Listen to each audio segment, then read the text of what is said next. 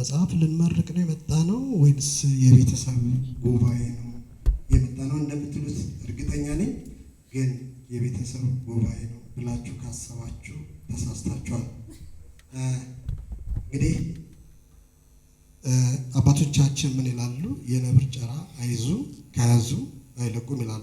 ዛሬ እንግዲህ እዚህ መሃል የምታዩት የረከቦት ዙሪያ ዝም ብሎ የቡና ወግ ሳይሆን መሬት ላይ ላለው ወጣት ትልቅ የቢዝነስ ባትል ፊልድ ነው። ይህንን ፕሮግራሙን ለማድመቅ የመጣ እንዳይመስላችሁ ማለት ነው። እዚህ መሀላችን ላይ የምታዩት የረከቦት ማለት ነው። እንግዲህ ባለን ስታቲስቲክስ መሰረት የሴት ወጣቶች ስራ አጥነት ከወንዶች በሁለት እጥፍ በሚበልጥበት ሀገራችን ኢትዮጵያ ዛሬ በዚህ መድረክ መሀል ላይ ይህች እህታችን ቡና ስታፈላ ስታባት ዝም ብሎ ለውበት ወይንም ለስነ ስርዓት ማድመቂያ እንዳይመስላችሁ። እሷ እዚህ መሀል የተቀመጠችው እንግዲህ ስታቲስቲክሱ እንደሚነግረን 27.2% እድሜያቸው ከ15 ዓመት እስከ 29 ዓመት የሚደርሱ ወጣቶች በከተማ የሚኖሩ ወጣቶች ናቸው። እነዚህ ስራ አጥ የሆኑ ወጣቶች ናቸው ስታቲስቲክሱ የሚነግረን። እሷ ግን ይህንን 27.2 የስራ አጥነትን ተቋቁማ ስራ የለም ብላ እጇን ሳትሰጥ ማህበራዊ ጫናዎችን ጥላ መሬት ላይ ለምትታገሰው ለእያንዳንዱ ኢትዮጵያዊ ወጣት ሴት ተምሳሌት ሆና ነው። ዛሬ ስታዩት አንድ ናት። ሪፕሬዘንት ያደረገችው ግን ሚሊየን ወጣቶችን ነው ማለት ነው። በሌላ አይነት ስሜት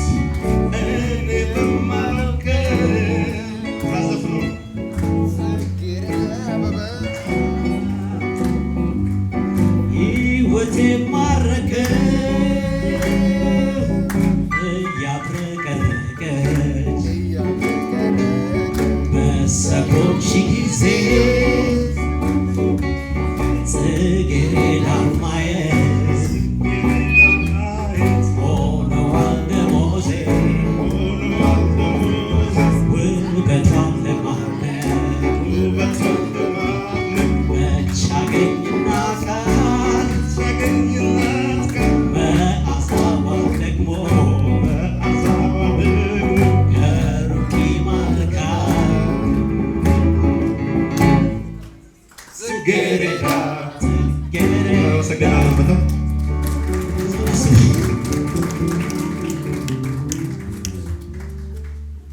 ዜማዎች ምስጋናችን አሁን ከፍ ያለ ነው።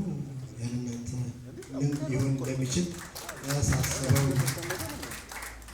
አቦሉን እንዴት አገኛችሁት? የመጀመሪያ ፕሮግራማችን የአቦል ነው እና አቦሉ ወፍራም ነበር፣ ያዝ የሚያደርግ ነበር። እንዴት አገኛችሁት አቦሉን? ስለዚህ የያሬድ ዮሐንስ እንደ ሰርፕራይዝ ለማድረግ በኋላ ነበር ይዘምናል ብዬ አስባለሁ። ከፕሮግራሜ ቀድሞ መልቲ የሆነ በጣም ብዙ አይነት ሙያ ያለው ባለሙያ ነው ያሬድ ዮሐንስ። የታወቀ አካውንታንት ነው፣ ሙዚቀኛ ነው።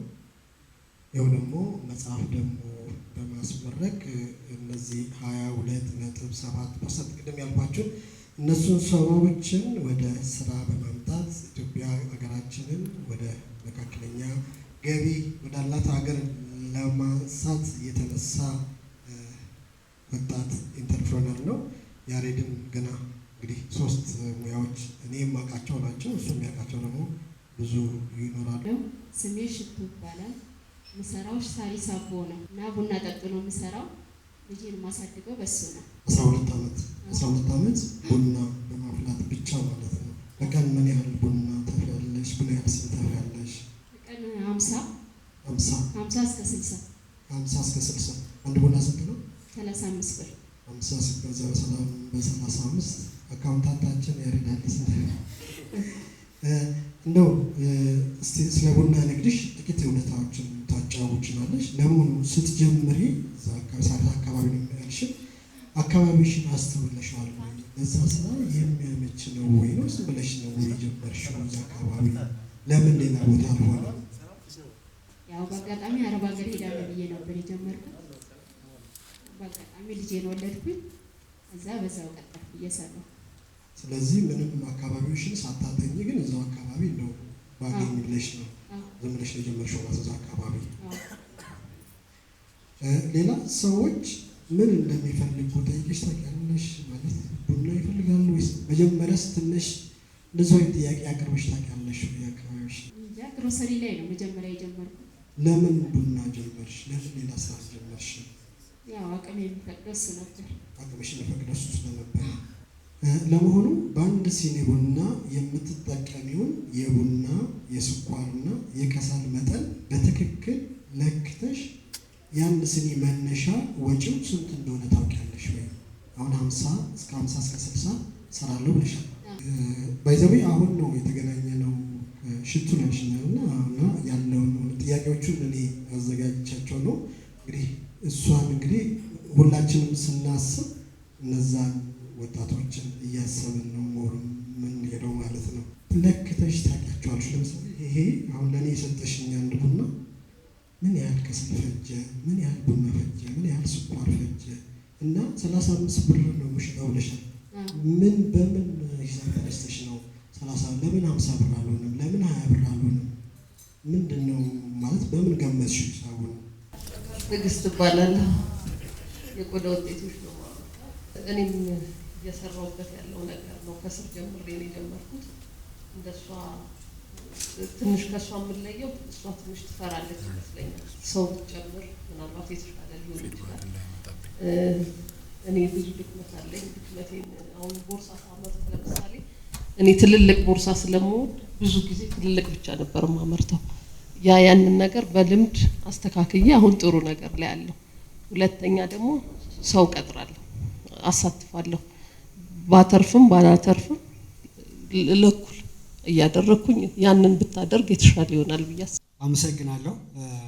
እቺን አጋጣሚ ግን ሳልጠቀም ወደ ሌላ ነገር ከምገባ ልጅ ያሬድ ትልቁን የዓለም ችግር ስራ ማጣትን እቀርፋለሁ ብሎ ብዙ ደክሞ እዚህ ደረጃ በመድረሱ እንኳን ደስ አለ ብሎ እኔንም ደስ ይለኛል።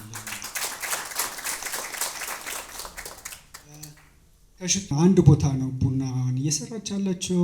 አካባቢው ባለው አቅም ውስጥ ትልቁን ገበያ እየሰራች ነው። ከ50 እስከ 60 ቡና እየሸጠች ነው። በቀን 2000 ብር 2100 ብር እየሸጠች ነው። ይሄ በጣም ጥሩ ስራ ነው።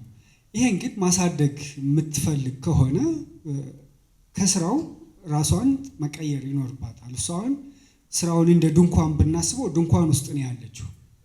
ድንኳን ውስጥ ነው ያለችው። ያ ድንኳን ጠቅሟታል። ልጇን እያሳደገችበት ነው። አዲስ አበባ መኖር አስችሏታል። የቤት ኪራይ እንድትከፍል አድርጓታል። ትራንስፖርቷን ከበር እንድታረጋች ብዙ ነገር ረድቷታል። ከዚህ ግን ከፍ ማለት የምትፈልግ ከሆነ እሷ ከድንኳኑ ወጣ እዛ ድንኳን ውስጥ ሌሎች ሰዎች እሷ ባስቀመጠችው የጥራት መስመር የአስተነጋገድ መስመር ምናምን የሚሰሩላት አድርጋ ሌሎች ሰዎች ለእሷ ሲሰሩላት ብቻ ነው ይሄ ቁጥር የሚያድገው ማለት ነው። ከአንድ ቦታ ከ50 ቡና በላይ ልትሸጥ አትችልም። 100 መሸጥ የምትፈልግ ከሆነ ሌላ ቦታ ሽቱ ቡና ተብሎ መሸጥ አለበት።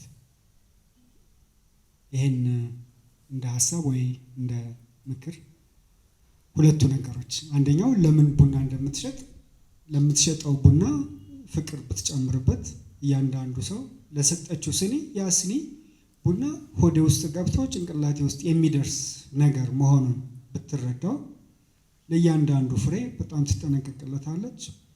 ማሳደግ የምትፈልግ ከሆነ ግን እሷ ከድንኳኑ ወጣ ሌላ ሰው ድንኳኑን ሸፍኖላት መስራት አለባት። አመሰግናለሁ። ሚሊዮኖች ይቀበሉታል ብለን ተስፋ ጥላሁን እባላለሁ። መጀመሪያ አይ ቲንክ የእሷን ጥንካሬ ነው ያየሁት። የልጅ ፍቅር ያው አይ ቲንክ እናቶች ያውቁታል። በስደትና ቢሆን ኖሮ ምን እንደሚያጋጥማት አይታወቅም ነበር። ህይወትም ማጣት የምትደርስበት ጊዜ ሊሆን ይችል ነበረ። ነገር ግን በህይወት መኖር ልጄን ላሳድግ ብላ መወሰኗ የመጀመሪያው ትልቁ ውሳኔ ነው። ሁለተኛ ደግሞ ድፍረቷ 12 ዓመት በዛ ስራ ላይ መቆየት ማለት እዛ ውስጥ የማየው ምስክርነት አለ። ጥሩ ቡና ትሰራለች ማለት ነው። ክላይንቶቿ ደጋግመው የመጡ ነው ማለት ነው። ከዛ በላይ ማድረግ ትችል ነበረ ብትደገፍ። ግን በራሷ አቅም ግን እስካሁን ድረስ ከልመና ሰርቼ ማደር ይሻለኛል ብላ ይኸው እዚህ ደርሳለች። እኛም ጋር መታ ለመታየት ትችላለች። ስልጠና ነገር ስለ ቡና እና ስለ ቡና ንግድ እኔ ከመድኃኒት ነው ወደ ቡና የገባሁት። ግን አሁን ቡና የተለየ ነገር ሆኖ ነው ያገኘሁት በንግድ እና እውቀት ያስፈልገኝ ነበር። እኔ እንደገና ተምሬያለሁ ስለሱ። ስለዚህ አሁን ስለ ቡና ዝም ብሎ የሚገባበት አይደለም። በአጋጣሚ ግን በጥሩ ሁኔታ ጀምረሽ በትንሽ በዛውም ስለቀጠልሽ እስካሁን መቆየትሽ ጥሩ ነው። ከዚህ በኋላ ግን ውድድሩ በጣም ከባድ ነው። ብዙ የጀበና ቡና ጠጡ። በነገራችሁ ላይ ባህል አድራሻዬን እሰጥሻለሁ። እኛ ፕሮጀክት አለን ቡና ጠጡ የሚሉትን ሴቶች ብለን የምናደርገው ነገር ስላለ በዚህ አጋጣሚ አንዷ እሷ ትሆናለች ብዬ መውሰድ እፈልጋለሁ። አባላት ታተመ ከህትመት በኋላ ወደ ብዙ ደረጃ ሄደናል። ለምሳሌ ከታተመ በኋላ ለምን ድርጅት አንከፍትም ብለን እህቶቼ ጓደኞቼ ጋር በመተባበር ድርጅት ማቋቁመናል። ያ ችግር ወደ መፍትሄ መጣ ማለት ነው። ስልጠና መስጠት ጀምረናል። እሱ ባለፈው 2 ዓመት ሆኖ ነው ባይዘው ኦፊሻሊ ከተቋቋመ እንትኑ የስ ብለናል። የስ ያው ስሙ እንደምታውቁት ጠንካራ ነው። የስ የሚለው ነገር እንችላለን የሚለውን የስ ዩዝ ራሱ ብራንዲንጉንም በዛው ጠንካራ እንዲሆን አስበን ነው። የኢትዮጵያ ወጣቶች ስራ ፈላጊ ብቻ ሳይሆን ወይ ስራ ተቀጣሪ ብቻ ሳይሆን ስራ ፈጣሪ መሆን ይችላሉ የሚለውን ለማጉላት ነው የተጠቀምንበት ማለት ነው። ከዛ በኋላ የኢቨንት ድርጅት ማቋቁመናል። አርት ሙዚቃና የመሳሰሉ እንደምታዩት ጓደኞቼ በሙሉ ሙዚቀኞችም ስለሆኑ ብዙዎቹ ሙዚቃም አለን። የኢቨንትም ማኔጅ እያደረግን የእኛን ስራ እየተካፈለ መንግስታዊ ያልሆኑ ድርጅቶች፣ ግለሰቦች ሞቲቬትድ የሆኑ ግለሰቦች ተቀናጅተው ካልሰሩ እዚች ሀገር ለውጥ አናመጣም። እነዚህም ከተማ አቀፍ ጅምምር ለውጦች የሚመጡት እንደ ሽቶ አይነት ኮሚትድ የሆኑ ስራን በስራ የጸኑ የስራ ባህላቸው ያደገ ወጣቶች ስናፈራ ነው። ይሄ ደግሞ እምቅ እውቀት የሚወጣው በስልጠና በክህሎት በልምምድ ስለሆነ ያሬድ ሊያግዘን ተዘጋጅተዋል። ቢሮችን መጥተዋል። የከፍተኛ ባለስልጣናትን ለማግኘት ሞክረዋል። እንደምታውቁት ወቅቱ ትንሽ ለከፍተኛ ባለስልጣን የሚገኝ በተለይ ፕሮፌሽናል ባለስልጣን እንደኛ አይነቱ ሳይሆን የሚያስፈልገው ያሬድ የሚያስፈልገው ተሿሚዎቹን ምክትል ከንቲባ ማዕረግ የቢሮ ኃላፊዎችን ነበር እንዲያገኝ የምመኘው። በምርጫ እና በምታውቁት መልክ ትንሽ ወጠር ስላሉ ማግኘት እነሱን ይከብዳል። ከአሁን በኋላ ያሬድን ድልድይ የሆነ ነው ከነዚህ ኃላፊዎች ጋር በቅንጅት መንግስት ብቻ የትም አይደርስም ሰርቶ ግለሰቦች የትም አይደርሱም፣ ኤንጂኦዎች የትም አይደርሱም። ኮላቦሬትድ ሆኖ የማህበረሰብ እድገት የማህበረሰብ ለውጥ አሳስቦት የተነሳን ያሬድን ካልደገፍነው ያለብንን ኃላፊነት እየተወጣን ነው ብዬ አላስብም። እዛ ሙያ ውስጥ ያለን ሰዎችም ያለብን ኃላፊነትና የዜግነት ኃላፊነትን አልተወጣን ብዬ ነው የማስበውና የያሬድ ተነሳሽነት እኛንም አነቃቅቶናል። በጋራ ተባብረን አቅርበነው ያሬድን የሚመለከታቸው አካል ጋር እስከ ፌዴራል ወስደነው እነዚህ ብዙ ስልጠና የሚፈልጉ ወጣቶች ተከማችተው ተመዝግበው ቁጭ ያሉ ትልልቅ ዳታ ያለን መስሪያ ቤትንና ከዛ ጋር እንዴት ሆኖ እንደሚሰራ ተመካክረን የምንሰራ ይሆናል። ዛሬ እዚህ ስለጋበዘኝ ሽቶ ይህንን ልምዷን ስላካፈለችኝ ክፍተቱን ጥንካሬውን እንድናይ ስላደረጉን እዚህ እንድንገኝ እድል የፈጠረልን ያሬድ እንኳን ለዚህ ያበቃ እንኳን ደስ አለ። እጅግ በጣም አመሰግናለሁ።